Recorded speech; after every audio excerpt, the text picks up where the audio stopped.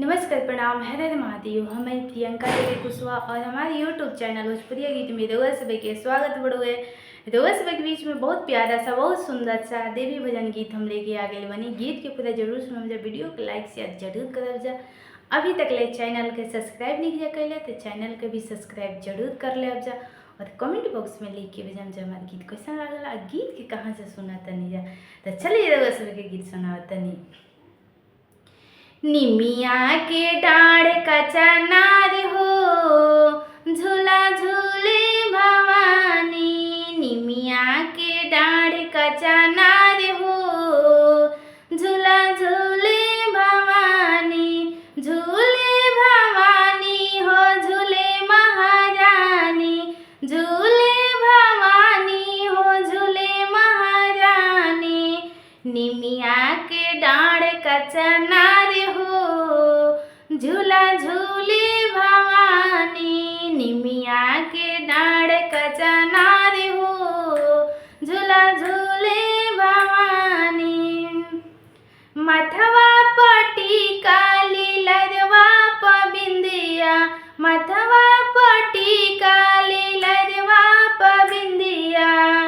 नथिया में मोतिया हजार हो, नथिया में मोतिया हजार हो। झूला झूले भवानी। निमिया के डाढ़ कचनार हो, झूला झूले भवानी। निमिया के डाढ़ कचनार हो, झूला झूले भवानी। हाथवा में चूड़ी शोभे संगही में कंगना। हाथवा में चूड़ी शोभे संगही में कंगना। मेहंदी रचे लाल लाल हो, मेहंदी रचे लाल लाल हो।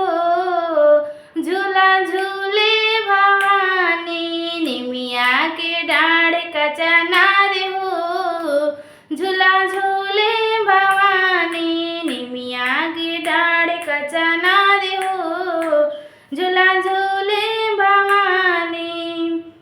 पौआ पायल शोभे अंगुरी में बिछिया।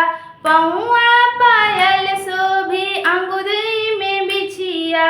एड़िया महावर लाल लाल हो, एड़िया महावर लाल लाल हो।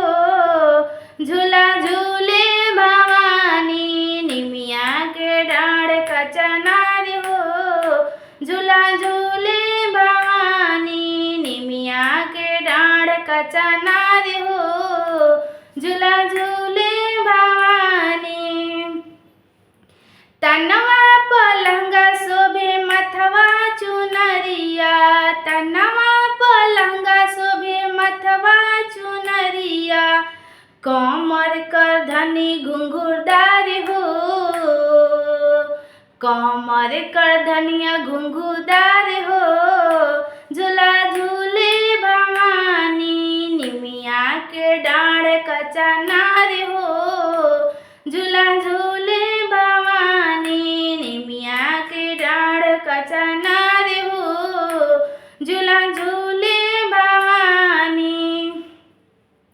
मंगिया में सिंदूर शोभे कनवा में बाली।